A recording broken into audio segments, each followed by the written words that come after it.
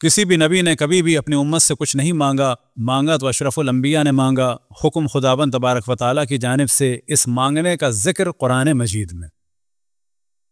مانگا تو کیا مانگا؟ قربا کی مودت کو مانگا۔ دیا تو کیا دیا امت نے؟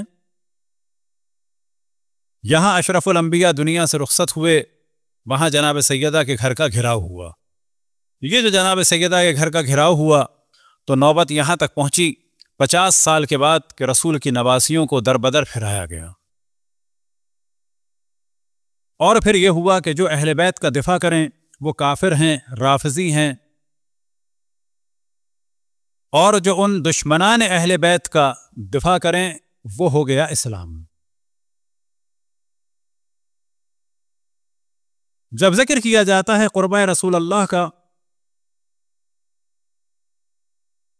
تو سب کے بارے میں سوال ہو سکتا ہے، شک کیا جا سکتا ہے، کیونکہ کوشش کی بعض مفسرین اہل سنت نے کہ تمام قریش کو بھی شامل کر لیں، اہل مکہ کو بھی شامل کر لیں۔ جب یہ گفتگو ہوتی ہے تو یہاں پہ کہنا چاہیے اب تمام انسانوں کو کر لیں شامل، کیونکہ اگر اشرف الانبیاء کے بعد یعنی ان کو مد نظر رکھتے ہوئے سرکلز بنائے جائیں ان سے قریب لوگوں کے، تو پہلا سرکل کیا بنے گا؟ وہ بنے گا اپنی بیٹی اور بچوں کا، پھر اگلی نسل کا، اور کیا پھر رشتہ داروں کا، پھر پورے قوم قبیلے کا، پھر اس کے بعد تمام انسانوں کا، کیونکہ سارے انسان قریب ہیں اشرف الانبیاء سے بنسبت کس کے؟ جانوروں کے۔ پھر جانور قریب ہیں بنسبت کس کے؟ نباتات کے۔ بالآخر نباتات بھی تو زندہ چیز ہے۔ پھر نباتات جو ہے وہ قریب ہیں رسول اللہ سے بنسبت کس کے؟ جمادات کے، پتھر وغیرہ کے۔ پھر کہا جائے گا ساری مخلوقات ہی قریب ہیں، کیونکہ بالآخر وہ بھی اس اعتبار سے کہ مخلوق ہیں۔ تو جتنا بات کو پھیلایا جائے اہل بیت کے فضائل کو کم کرنے کے لیے تو بعض دفعہ ڈھیل دی جاتی ہے کہ جی اہل مکہ کو نہیں، سارے انسانوں کو نہیں، سارے جانوروں کو بھی شامل کر لو، ساری مخلوقات کو شامل کر لو۔ لیکن یاد رکھیں کہ سب کے بارے میں سوال ہو سکتا ہے کہ یہ قربا ہیں یا نہیں ہیں، یہ قربا ہیں یا نہیں ہیں۔ لیکن جناب سیدہ کے بارے میں سوال نہیں ہو سکتا کہ یہ قربا ہیں یا نہیں ہیں۔ وہاں صرف ایک بات کرنی ہوگی، یہ صرف اور صرف قربا ہی ہیں۔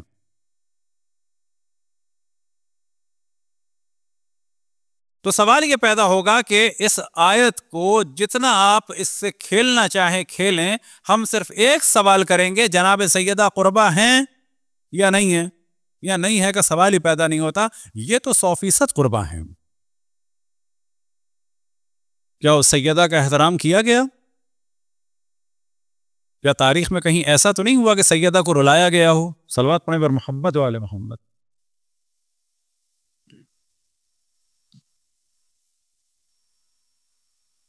جناب سیدہ کا گریہ اور رونا ہی سبب ہے، ان کو اذیت دینا ہی سبب ہے کہ آج تک ہدایت کا دروازہ کھلا ہوا ہے۔ ایک واقعہ میں بعض دفعہ بیان کرتا ہوں، میں کراچی میں ایک دفعہ نکاح پڑھانے گیا تو وہاں پر ایک فیملی جو تھی وہ بلوچ تھی۔ تھوڑا سا ہمیں عجیب لگا کیونکہ جو پیور بلوچ ہیں عام طور پہ نہیں ہوتے شیعہ۔ بعد میں کسی نے بتایا کہ یہ لوگ سب شیعہ ہوئے ہیں، یعنی اس سے پہلے کہ ہم پوچھتے کسی نے خود ہی بتا دیا یہ سب شیعہ ہوئے ہیں ابھی کچھ ہی عرصے پہلے، کچھ سال پہلے۔ اب جب انہوں نے یہ کہا کہ ہم شیعہ ہوئے ہیں ابھی کچھ سال پہلے، یعنی ہمارا خاندان، تو پھر ہمیں بھی لگا مناسب کہ اب پوچھ لیں کیوں ہوئے بھائی شیعہ۔ تو وہ کہتے ہیں کہ ان کے ایک صاحب کی کسی سے گفتگو ہوئی، اور جو گفتگو ہوئی وہ بھی کوئی شیعہ تھا،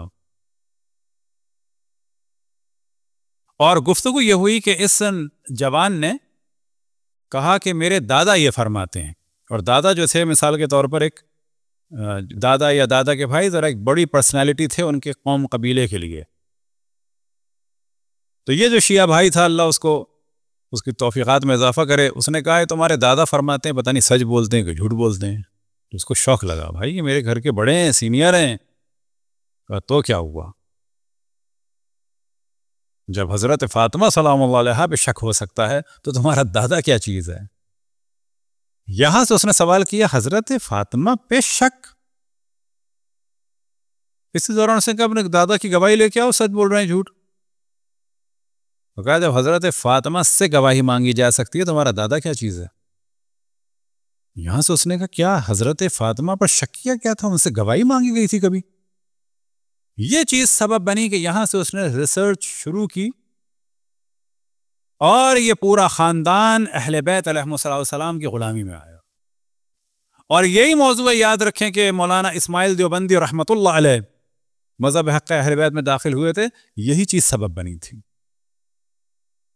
اور ایک بہت بڑی تعداد جو مذہب حق اہل بیت میں داخل ہو رہی ہے، یاد رکھیں کہ فائنل جو چیز ہوتی ہے کہ جو ان کو ہلائے جگہ سے، وہ یہی مظلومیت ہوتی ہے. وہ حتیٰ مظلومیت امام حسین بھی نہیں ہوتی.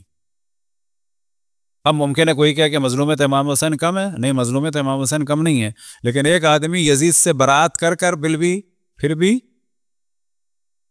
ادھر رہ جائے گا. ضروری نہیں ہے کہ انسان جب مذہب بدلے تو اقرار کرے. بعض لوگ نظر آتے ہیں کسی دین میں ہوتے ہیں لیکن اندر سے نہیں ہوتے، وہ ان کو کلچر روک رہا ہوتا ہے، وہ اندر سے تو ختم ہو چکے ہوتے ہیں. اب اگر کوئی جناب امام حسین علیہ السلام کی شہادت کو سنے